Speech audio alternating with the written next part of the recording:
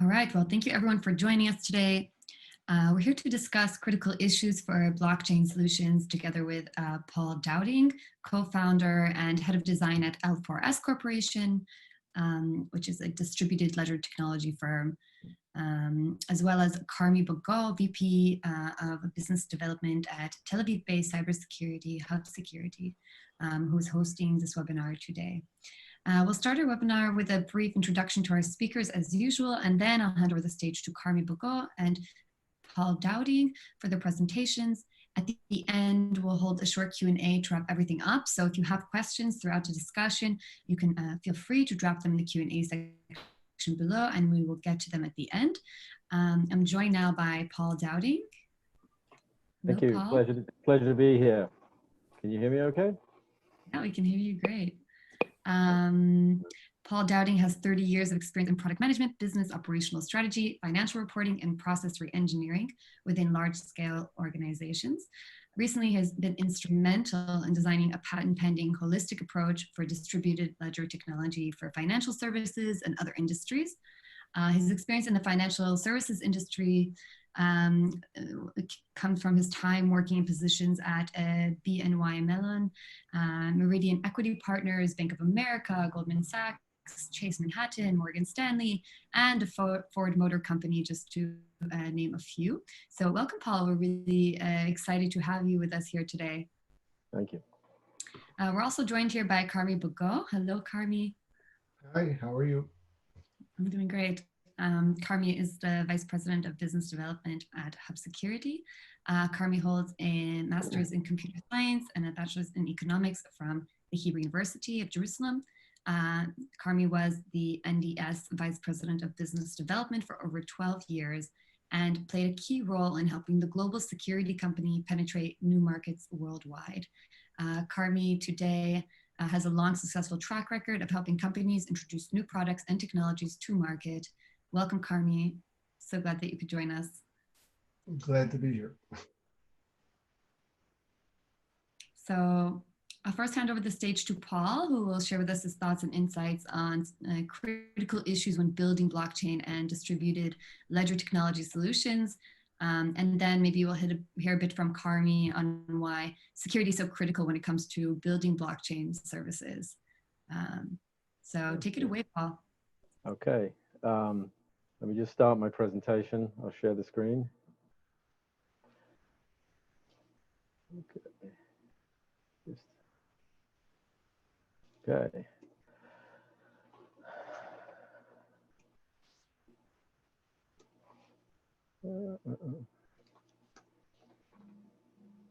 Just a second. The PowerPoint seems to be.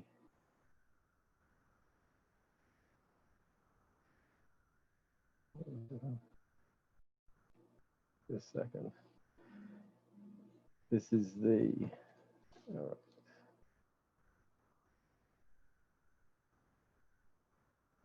If anything can go wrong in the demonstration, it usually does. So let's see where this goes. There we go. We're off. Okay. So I'm a co-founder and head of design for L4S, and distributed ledger product is, we call it Tapestry for now. And this is a presentation on the critical issues for blockchain or distributed ledger technology. And the issues I'm going to cover today are what's the potential of distributed ledger technology, the performance issues, the functionality, the ease of adoption requirements, identity as a concept, and security just on a small part, but I'll hand that off to Carmi at the end. So when we're looking at the potential for distributed ledger, it really is aspirational. What the internet protocol achieved for communication, distributed ledger technology, will achieve for trading and commerce and all the transaction industries. What we're really looking for is a universal, consistent transaction protocol that can deliver, benefits of cost and risk within the regulatory frameworks. And as much as the internet opened the world to a whole new areas of products and services, a DLT transaction protocol could potentially do the same. However, when we consider potential versus reality, this is what you're often seeing in the headlines. You've got some use case with added blockchain, they're giving you a consensus algorithm, and it's coming soon, any day now. And this has been the headlines for a lot of years, and many of the implementations haven't got past the proof of concept phase or are implemented in very limited and specialized use cases. So why is that? Well, when we look at the performance, there's certain aspects to distributed ledgers or blockchain technology. Mining within the cryptocurrencies has a finite capacity, which means once that capacity is reached, you have a bottleneck and a delay.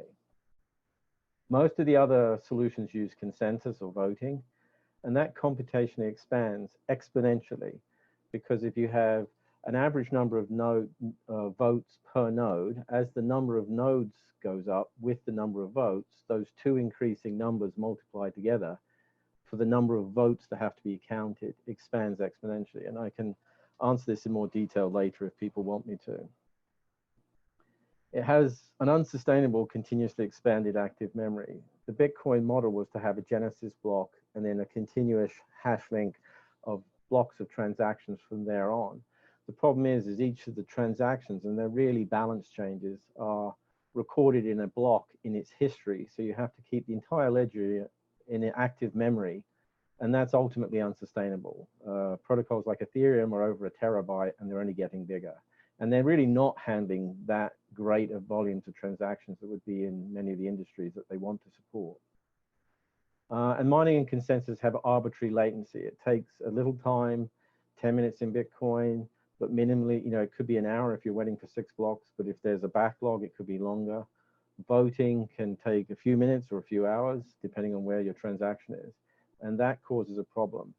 And the reason I say they only partially solve the double spend is because although they prevent an amount from being spent twice, of the two transactions, one or neither is selected arbitrarily, and they do exist for a period of time. You really want to stop the double spend at inception, not some retroactive period later. And most people are looking at this as fraud rather than errors, which are usually the cause of double spends. And if you want your second payment to go through rather than your first, you have no choice in the matter. So why is the performance a problem? Well, if you look at these consensus systems, you have two parties that initiate and agree a transaction, then you have a group vote and organize the blocks, and then ultimately the nodes have to validate and update their copies of the ledger. So this is just a simple schematic of the process. So if you look at it end to end, there's the latency. There's no way you can get a transaction through this process quickly. And again, it's arbitrary in terms of timing. If you're looking at the scalability of the capacity throughput, you've got a multi-step, multi-person process. And I challenge anyone to name what I would call a high-frequency committee. There's no way you can vote on several thousand transactions, count the votes, and agree on the votes in anything but a longer period of time. And usually the records of higher transaction volumes are usually in ideal situations with the computations turned down. As far as scalability, I mentioned the expanding memory problem, which is ultimately unsustainable, and also the exponential increase of voting. So these are the reasons why performance is a problem for many of the current blockchains. You don't have to believe me. If you read their white papers, they actually admit it. Here is digital assets before it sort of withdrew, or it's been put in the back burner for ASX in Australia. Consensus algorithms remain an ongoing area of research and impact both throughput capacity and scalability. R3, the famous financial services protocol, we make a variety of choices and trade-offs. Scalability is a key outstanding question for Ethereum in capital markets, and Hyperledger has the question as well, in terms of its own performance.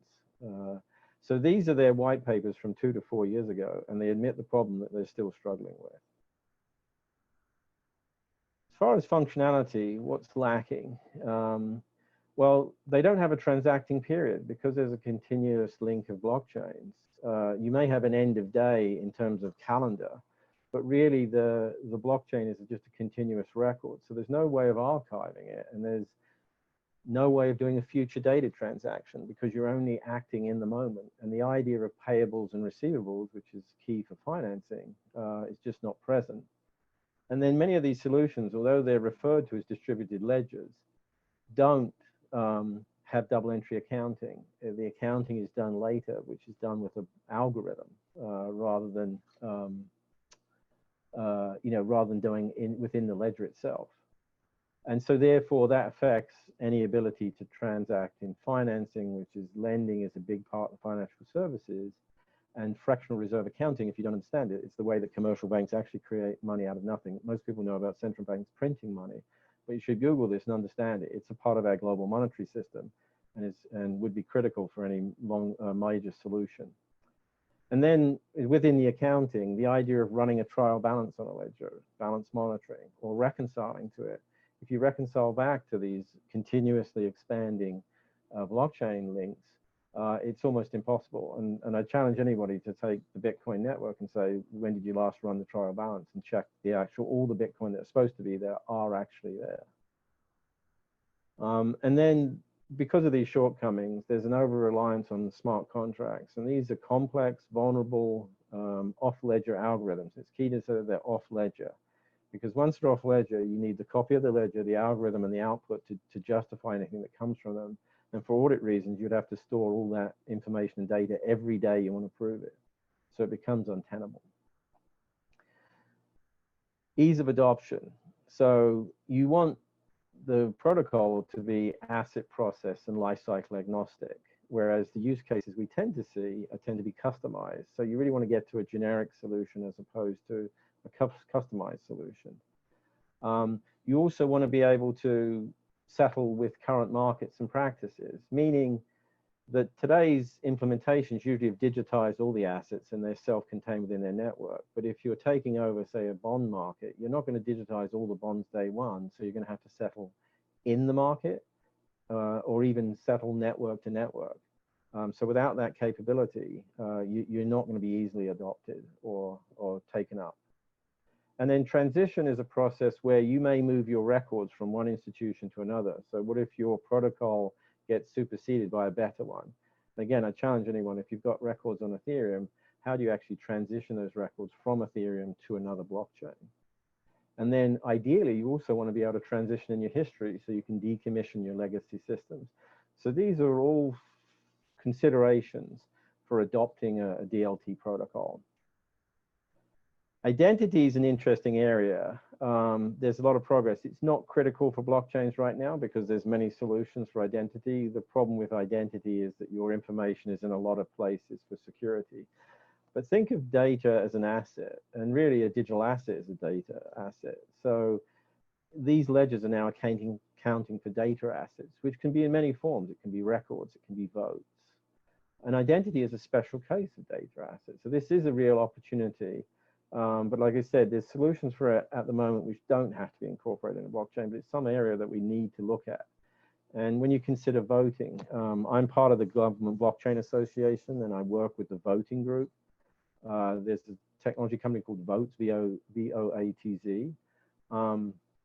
They've done work, and there's actually been elections for offshore military in West Virginia by the Secretary of State, Mac Warner.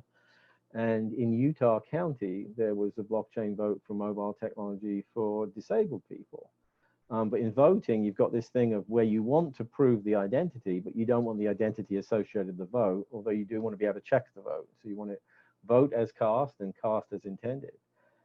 Within finance, there's regulatory requirements to prove your identity, but you don't necessarily want your identity associated with all your transactions in a public or distributed ledger. So that fine line between confidentiality and disclosure is a balancing act. And then in supply chain, normally the parties know each other, so there may be less issues of confidentiality, although there may be confidential information you don't necessarily want to share along the supply chain, but identity comes with it. These are all the sort of challenges that people are looking at in these different use cases. And the idea of a user-controlled identity is becoming prevalent, particularly in what is really, more and more open world and that we access through our computers and phones.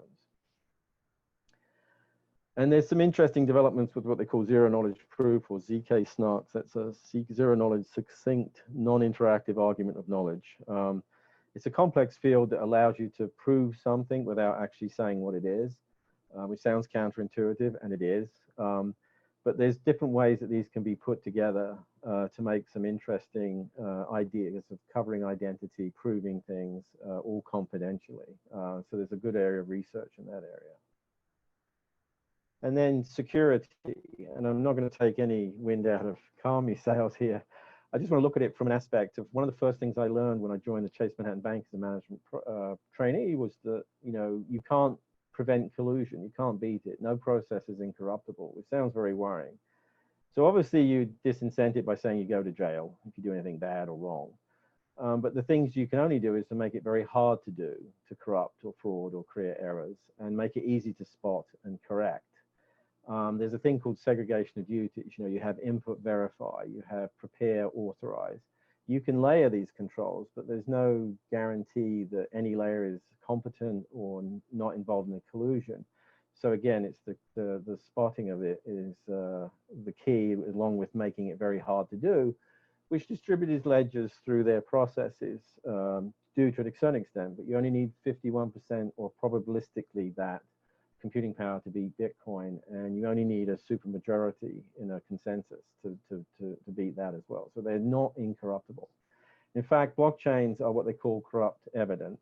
I was lucky enough at one of the Blockchain Association meetings to meet Scott Stornetta, who is actually the co-inventor of what is blockchain. His 1991 paper is cited in the 2008 paper by Satoshi Nakamoto. And this idea of hash linking and a mutual record of timestamps.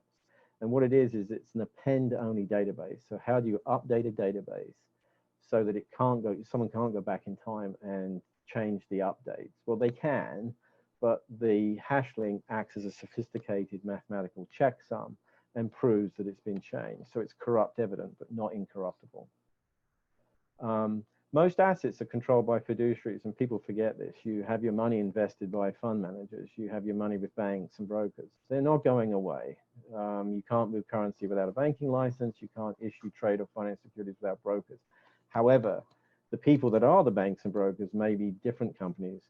You know, if you'd have asked, you know, the internet, you know, the telephone companies 20 years ago, that their main competition would be that nascent online DVD delivery service and the nascent online bookseller, you wouldn't believe it. But because connectivity became a commodity and content became king, Amazon and Netflix became the competitions, and it's why the telephone companies all got in bed with cable companies.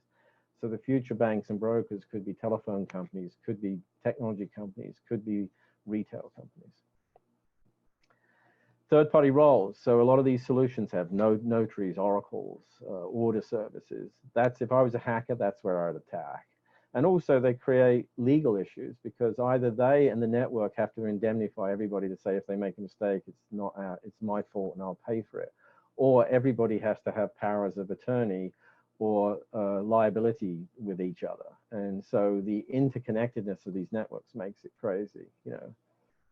So, and then the last thing I'd say is encryption key management, because, and I'll let Carmi talk to that. But the idea is, you know, the rate and number of key protection. And one of the reasons I'm not involved or, you know, with Hub Security directly, but I like their product because from a client perspective, it's a secure way of managing a high frequency key requests and usage. Anyway, so my last thing is, so what's the good news? I've seemed to have depressed you all and said blockchains are useless. But let's go back to the potential, okay? So if we revisit the potential, and we have deterministic lifecycle agnostic algorithms rather than smart contracts, if we can get rid of consensus and we have something that's called proof of consistency and completeness.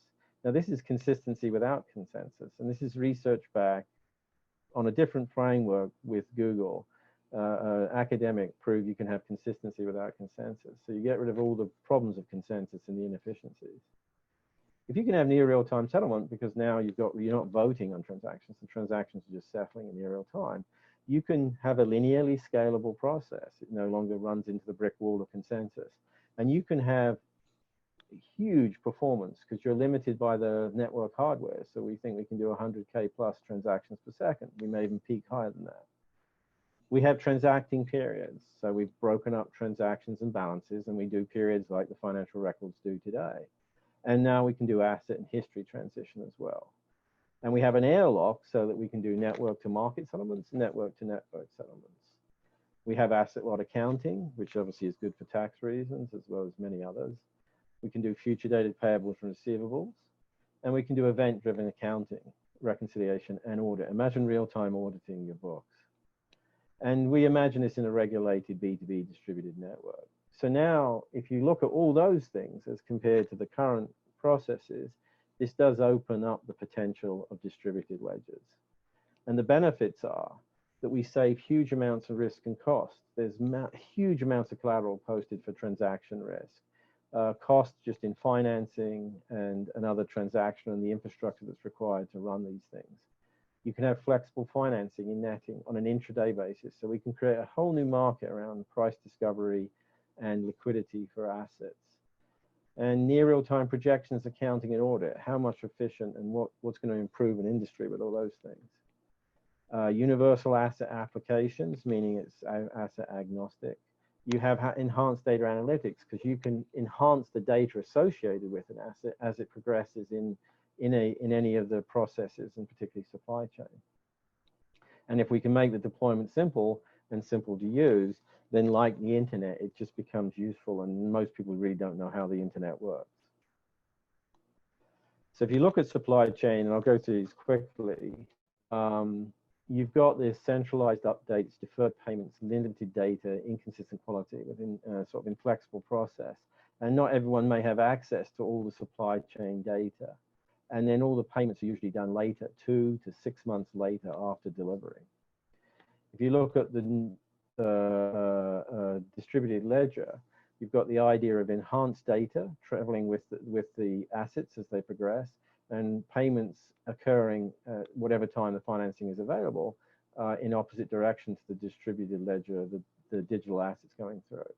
And the nodes have the choice to, this node really only needs to worry about itself, who it delivers to, and who it received from. So you can limit access, but the owner or the interested party can, see the whole blockchain or the whole network. And if this is particularly sensitive or external data, then if they're still using the same format, they can provide aggregate data to interested parties on a permission basis. We look at the capital markets, and again, I'm going through this quickly, so maybe you can go back to the video and freeze frame it. But the idea is you've got banks and brokers trading, but all those trades settle next day or 2 days, or sometimes with FX, months in the future, options and futures and everything else. Well, options and futures are always going to be a term contract, but the normal settlements take days. And so therefore you're managing risk and credit in that time frame. Within a near real-time settlement, you've now removed that risk, and you've got synchronizing execution and settlements in real time. So you have the benefits. And just to prove that we can, here's the diagram of us existing in both worlds, so we can settle to the market or within our network. So this is my flagrant advert, but here we are. We're better by design. We've got a proof of consistency and completeness and no consensus algorithm, and we are hopefully coming next year.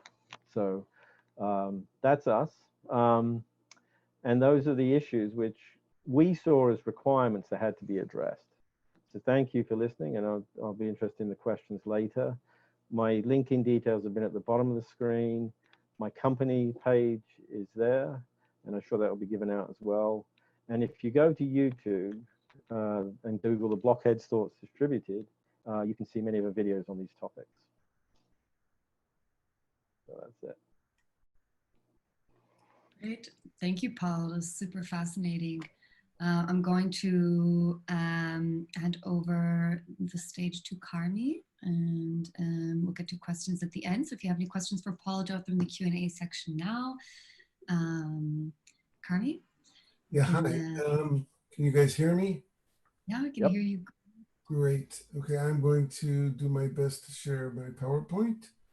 I was also very entertained by Paul's discussion. Here we go. Hopefully this will show up. Okay, how are we doing? So my takeaway, my simple takeaway from what Paul said is that blockchain is going to change, and I definitely agree with that. And we think that the digital currencies and blockchain are going to be changing a lot faster than what we think until they become stabilized. And this in itself is an issue for security. So the first thing I'm going to do is give a one-slide tutorial on public key cryptography. Hopefully it won't be too boring. You generate two large numbers.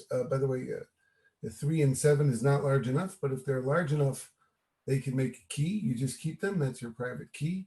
You then multiply them and you get a public key. And if you want to sign something digitally, you take your document, you take your private key, and you can sign it.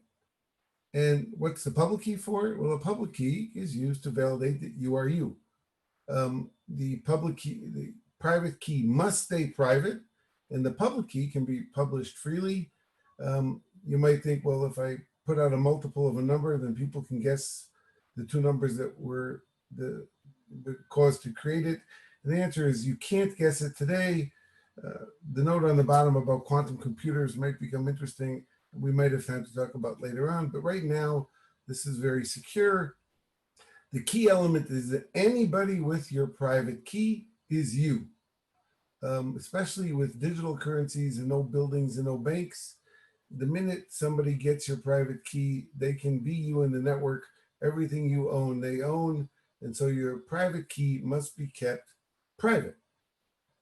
There is a solution for keeping private keys private. It's in something called hardware secure modules. These are computers. They're designed to keep private keys secret.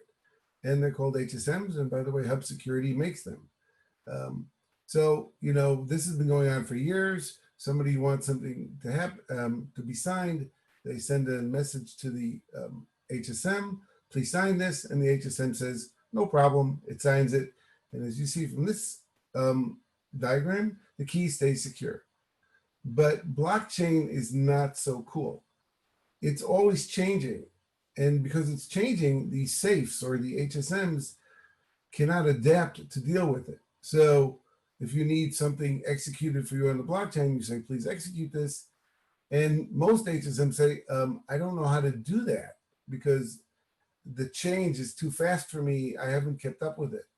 And so most of the systems today that do with blockchain do the following step. They say, okay, I'm software running blockchain, give me the key. And the HSM says, well, if you own the key, you can get it, and you take it, and that's a bad idea. This is happening all the time. The key is leaving the safe, it's outside. And you might say, oh, well, yeah, but it's on some secure computer in the cloud. That's good enough. And the answer is no, it's not good enough. The minute the key leaves the safe, all that has to be done is stolen once, and the security goes away. So the question here is, how do you build a safe that is both secure but flexible? That is the hard part. And the answer is you can build one.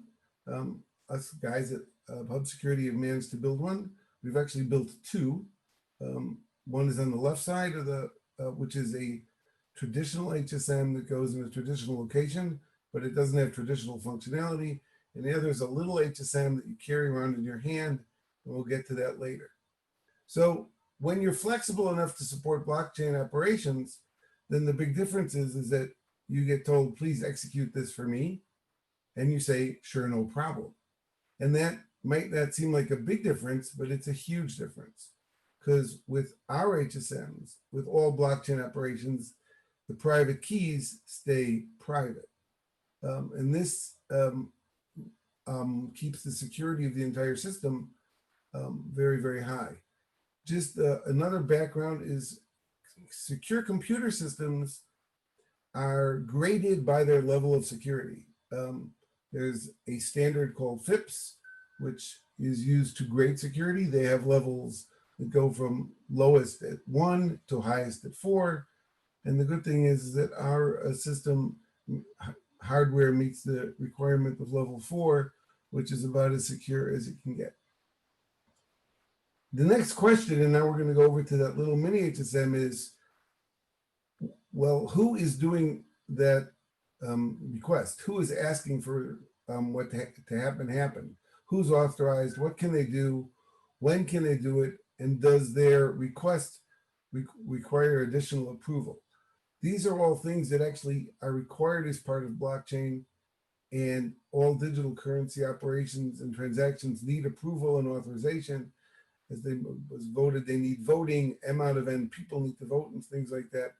And so the question is, how do you validate that the person that is approving is actually the person that's approving and not some hacker?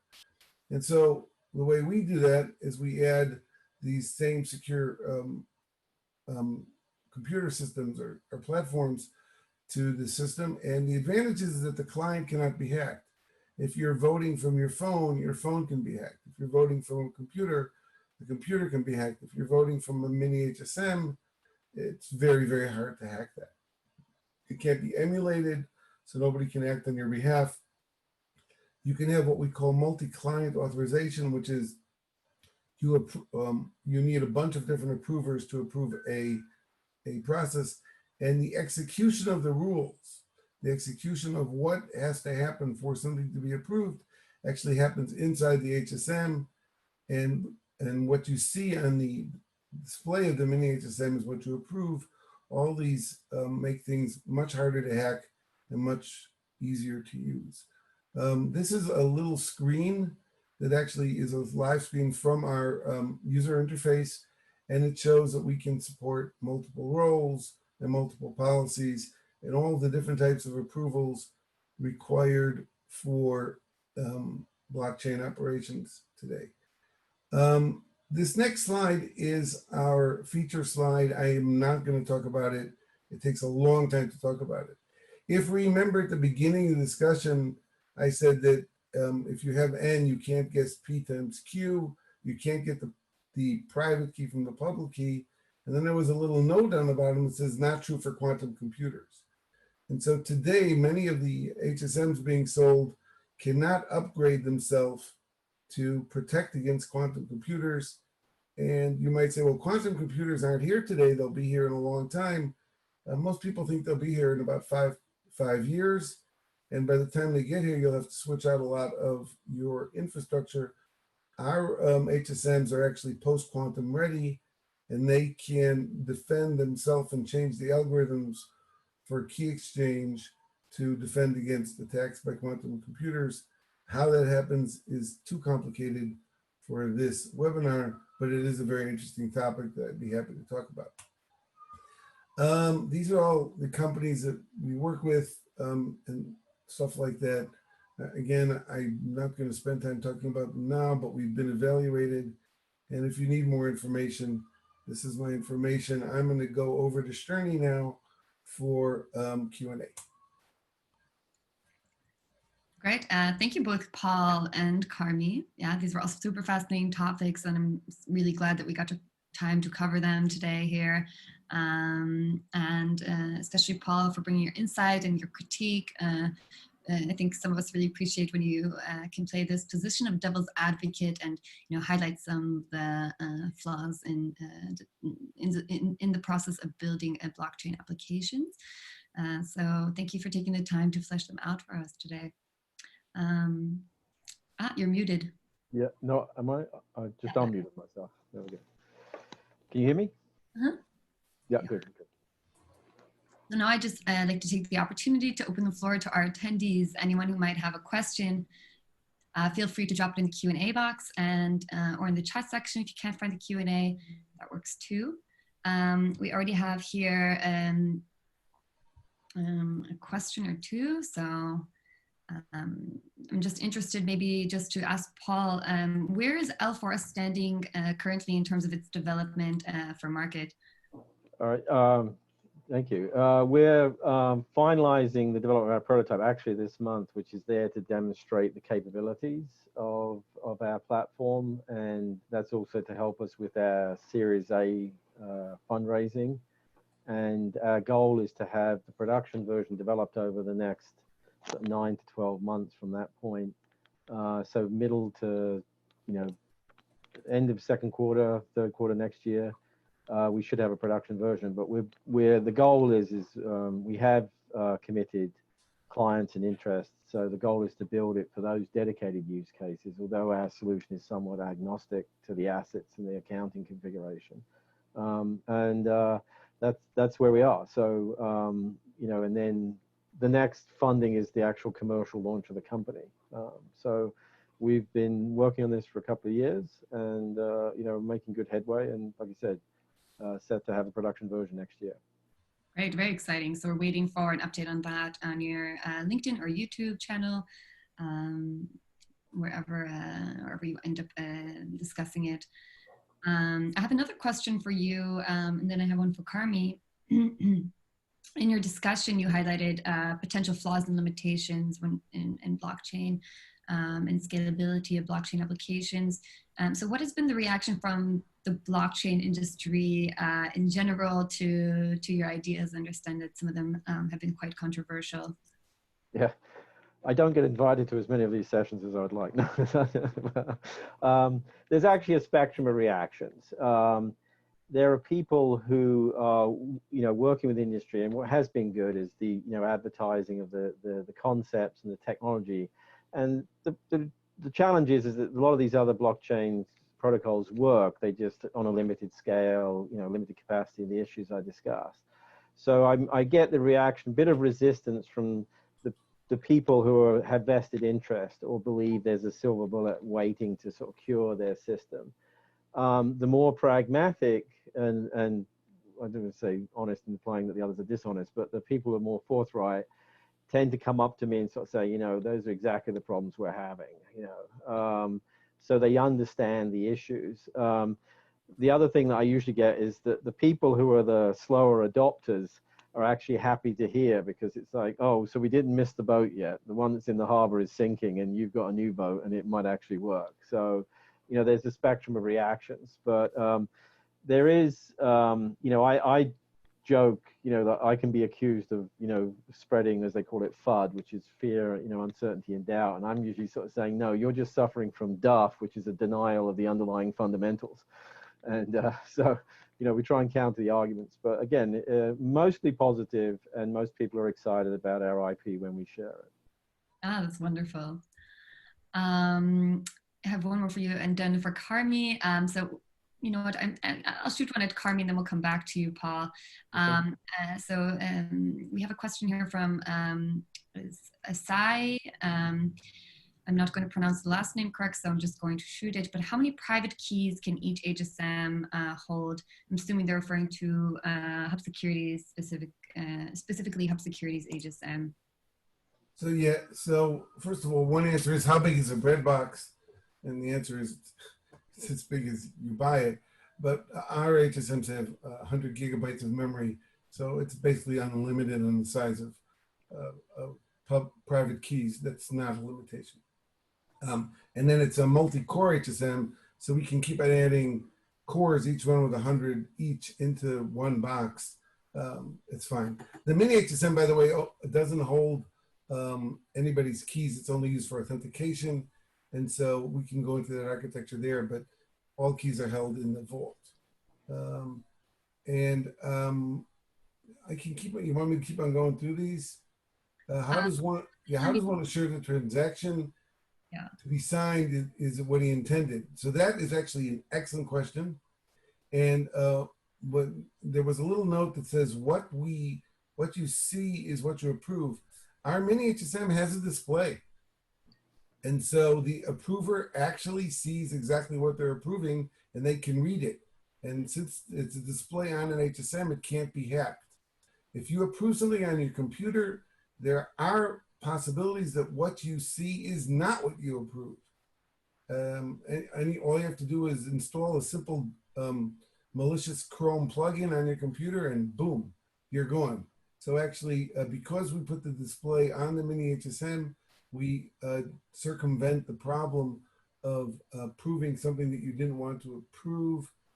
And if you want me to do, there's two more there. Should I just go through them? Let me shoot one at Paul. I have one for him here too. What are some of the security challenges for blockchains, application, and voting? I mean, you touched on this really briefly in regards to, I think it was overseas military, U.S. military members being able to vote using some sort of blockchain application. Maybe you can expand a bit on some of the challenges, and also maybe if you can add some security challenges as well. Yeah, well, part of it is the mobile voting that was done had some security, and this is not my product or expertise, but I've just been exposed to it from my work with the Global Government Blockchain Association. But in terms of proving who you are in a remote voting by sort of facial recognition or fingerprints and biometrics and other things like that, the real challenges, and we're the first thing was to create a secure means of voting, and the terms are, you want the vote to, the ballot has to be delivered, it has to be marked, and then the vote, returned in terms of the count. And so you want it voters cast and cast as intended. And so the challenges here are, I mean, first of all, at the moment, the assumption is that the voter registration is correct, and then the person is associated with a registered voter. But how does the vote get recorded anonymously, but still have some link to the voter for validation? And that goes through the whole life cycle of the voter process, from the actual creation of what is the election, what is the competition, to candidates, to voter registration, right through to the election itself. One of the reasons voting has been reasonably successful in terms of these very, very preliminary things is that an election begins and ends, and you're not allowed to show the results until the election is over.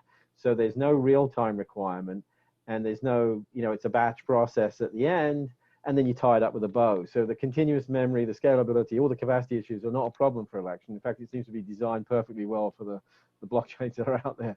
But that's the limitations. But again, it's some of these challenges are being looked at, and like, how do you create this security whilst also preventing errors and fraud, or voter fraud or duplications, or even when we were talking to the Utah County Clerk, she made the point that people will record a vote and they can see it cast, and then they can dispute that it wasn't what they cast, even if it was or wasn't. So you've got all this dispute resolution as well to deal with. Great, thank you. I have another one here for Carmi. Carmi, cryptocurrency is obviously a key use case for you, along with other DLT solutions. Presumably, you're also finding interest from more traditional architectures. Is that correct? Yeah, it's correct. So that's a very quick answer. Our HSMs do traditional work as well as cryptocurrencies, as well as we do all kinds of one-off security platforms that have really, because it's a very flexible platform, we've actually done something for transportation and even access to critical infrastructure. You can use our systems. So they do traditional blockchain and a lot of other cool stuff. Right. We have another one here from Sai. So on what basis does the HSM do the digital signature? I'm not sure if I'm asking it correctly. Don't understand the question. We do the digital signature on the basis, normally we use RSA. We can use ECC or Diffie-Hellman. For Sai, RSA is 40 years old. I actually know Adi. I used to work with Adi is Professor Shamir. He's the guy who invented RSA. He's the S in RSA. It's been around for 40 years. We use the algorithm as designed. Another one for you, Carmi. If the user COTS device is a mobile phone, how does one link the display to the restricted operating environment? So how do we connect between, I'm going to rephrase the question, is how do you connect between your mobile phone and your mini HSM? And the answer is your mobile phone is just a conduit of IP. The applications, and so we currently use Bluetooth. We could use a USB, but we currently use Bluetooth. So we connect to the phone or to the computer. We just use that to get to the network. We don't need a firewall because the HSM has its own internal firewall that protects itself. And the phone just uses a pipe. Mm-hmm. Okay, great. Paul, you covered the transactional side of blockchain. Is it possible to use blockchain or DLT for completing questionnaires or information gathering as well? Yeah, I would say so. The thing you've got to think about is whether you want to record something, like I said, the theory of a blockchain from the actual inventor, you know, it's an append only database, meaning you're creating a record, an immutable record, which will then show evidence of changes later. So questionnaires like that allow you to encapsulate a response and prevent it from being adjusted at a later date. So therefore, you've got some security around the data collected. You can go back to a questionnaire later and then prove that the information has not been corrupted since you received it. So I don't know if that always needs a distributed solution, but it's just a useful way of using the hash linking in blockchain without, you know, and the concept of append only. Great, thank you. Okay, next one. We have so many questions. This is great. You guys are a really engaged audience. This one, I believe, is for Paul. So I've been watching the Money Next Summit, where I heard many experts talk on digital future and financial services, but none of them are committal that blockchain will happen soon due to many process and boundary issues. So if the industry players are non-committal, how can blockchain become mainstream like the internet? Interesting, and I've seen this as well, that there's, when you ask me about the reactions, there's a lot of naysayers. In fact, I did a recent video on my YouTube channel where I say, is blockchain a solution looking for a problem, which is often the sort of lowball criticism that people give. I think the reason you're seeing the pushback is for the reasons I outlined. The current solutions, you know, they can do a limited ledger update, but they can't scale. They don't have the capacity throughput, the high latency, and also they forgot the accounting, you know, as well as this functionality issue. So there's huge holes in what's out there. So when people say they're non-committal to blockchain, they're really saying non-committal to what's out there, because it doesn't sort of, you know, do the job that they want it to. But again, you know, one of the things that I can give away part of our IP for free is a blockchain is a one-dimensional structure, which is probably the least efficient for high capacity and low latency. So that's one of the things, you know, we overcame in our design. And, you know, so the idea of, you know, real-time settlement offers, you know, why are you doing this? Why do you want to implement this technology? It's not because it's cool and let's just do it because we can. But if you can get to near real-time settlement and intraday financing, you know, in the US equities market alone, we could save posting of $8 billion of collateral per day. So that's $8 billion that goes back to the balance sheet or of a broker dealer. With you get rid of the counterparty risk. You get to what's called, hedge funds have to trade on what's called credit intermediation because they don't have big balance sheet. The reason for that is because the settlements are always 1 or 2 days ahead. With a real-time settlement, that credit intermediation goes away.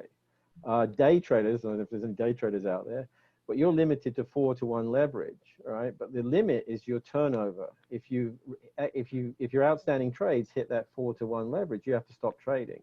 If you've got near real-time settlement, your leverage is just a factor of how much money you've borrowed, but you can trade as much as you want to. You can turn over your portfolio almost infinitely because there's all real-time settlement. So there's real benefits for both the brokers in terms of capital balance sheet, fund managers in terms of risks and costs, and the whole industry in terms of, you know, us as investors, that we just get a better product. So that's in the financial services. Obviously in supply chain, it's more about efficiencies and payments and accuracy of tracking data. So that's where I think I liken, like I said, it to the internet protocol. People used to have local area networks, and then they had wide area networks, and everyone thought we needed this global exchange or information superhighway so we could all talk to people around the world. And the internet protocol had been hiding in the background since the 70s and showed, no, computers can talk to each other. So if we can do that, transactions within networks, without central clearinghouses, without the big infrastructure, there's going to be a lot of buyers. Definitely. I would tend to agree. I have another one for you, Paul, here, similar to the question on voting. What do you see as some of the top challenges, maybe also include some security challenges for blockchain's application in identity management? And we touched on this briefly. I don't know if you have more to add. It's interesting. I was just on a webinar earlier today where they were talking about Prove, a group that uses the secure hardware on phones to sort of prove identity, and they interact between the banks and the telephone companies so that they can actually show a proof of identity. And then, you've got a combination of activity on the phone versus identity, so that as people use a phone, they can prove who they are, or that they are. So, and even I asked the question about, well, can we have this idea of a user-controlled identity? The idea of distributed ledgers is that you control your data, and then within various networks, you can get digital signatures of approval, of credit approval from your bank, of registration from your local government. So there's ways that we can look at it in terms of identity. The reason I put that in I think it's a critical issue, but it's one that is yet to evolve and really be developed. But it's a really interesting area, and it'll be your information is copied in every institution you have a legal relationship with. Wouldn't it be nice for you to control it and just give it to them as you need it, or prove that you've got it as they want it? Many of the banks are consolidating their know your client processes, so that they don't have to repeat the know your client every time for every client. Because on the institutional side, most funds have relationships with multiple banks and brokers, so things like that can be made much more efficient with that identity. But I think it's if anyone's got out there with some creative ideas, that's a fertile field for development. Definitely. Thank you. Carmi, I think we have a follow-up here from Philip, who asked earlier about operating in a secure environment. So I think they clarified the question. So what if the restricted operating environment is inside the COTS device, which is a secure enclave? How does the hub HSM communicate with the device? I don't know if he's asking what the operating system. It's not one that he knows because it's our own. That's I guess that. So yeah, so I mean, one of the problems with many devices is they use off-the-shelf operating systems that are easier to attack, and then they're going. We have our own. So that's the first question, and we have something that we call a patented firmware firewall, which means that we do inspect every packet that goes in and out of the HSM very deeply within our own firewall technology that runs in firmware. And I can't give any more about that right now. But I hope that answered the question. If not, our emails and contact information are here, and we'll be happy to answer that offline. Great. Thank you, Carmi.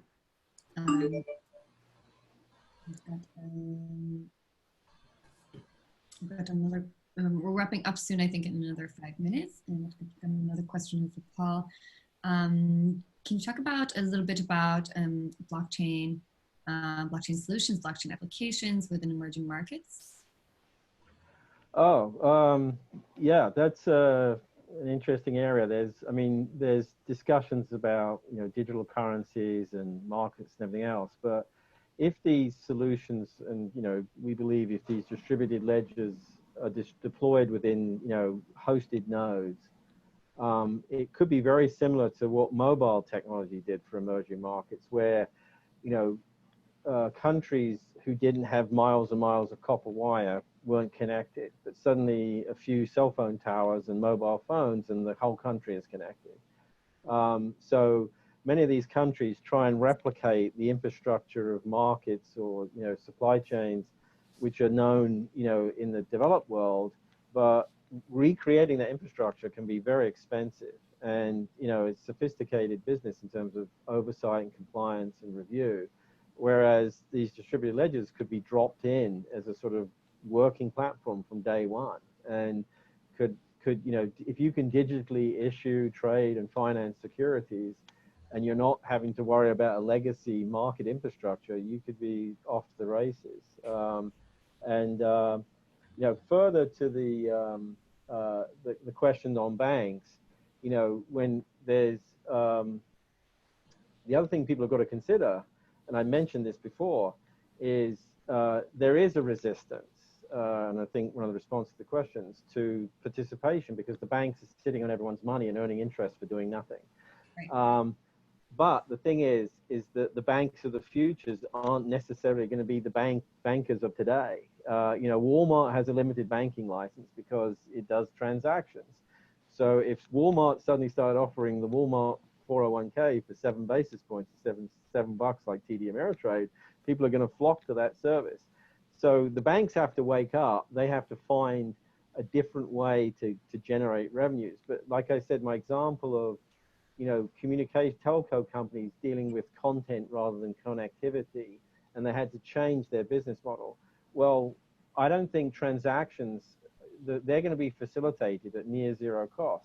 So where do you generate revenue? You generate on advisory business. You generate it on, you know, access to product as opposed to the transaction beneath it, linking them. So, but that's where, again, in emerging markets, the possibility of just dropping that in a, you know, ready to go mode, that seems pretty exciting.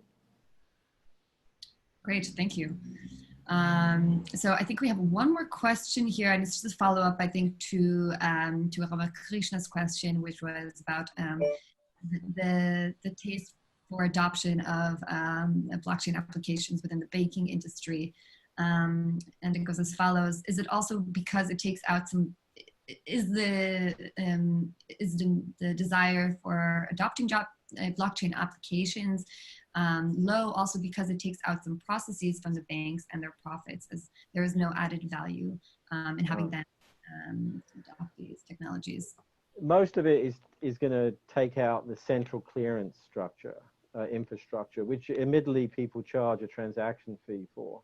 But the downstream, you know, reporting of custody, tax accounting, you know, and administration of funds is still, you know, exists. So the, you know, and got to remember, the other thing is once you get to near real-time settlement and intraday financing, that throws up a whole new world of transacting possibilities. And, you know, people have talked about fractional ownership of art or bond, you know, like, what if you could have, you know, you could make $100 401k commercially viable in an emerging market? You know, people make the difference between North Korea and South Korea. Well, after the Korean War, South Korea's, I think, average, you know, salary was like $1 a day, and yet it's a modern developed economy today. And that's where, you know, some of these, if you just sort of say, cut and paste blockchain into current world and what does it do, you're sort of missing the point. It's like sort of saying, what did the internet do apart from allow us to, you know, send emails across the internet? No one could imagine social media. No one could imagine, you know, all that world, you know, which is actually the reason hub security exists probably more than anything. You know, I'm just saying, there's a whole new world of opportunity in this, and you know, we can't even imagine what it's going to be like. You know, I try to, but it's I just want to get it started. Then I'll start thinking about phase 2. Great, I'm in. So just to wrap things up, thank you everyone for joining us today, and thank you to our amazing speakers, Carmi, Bogot, and Paul Dowding. We're super glad to host you, and we hope that you're all staying safe and healthy at home, and we look forward to hosting many more discussions like these. To learn more about L4S Corporation, you can find them on LinkedIn, or you can follow Paul, subscribe to his YouTube channel, which is the Blockheads Thoughts Distributed.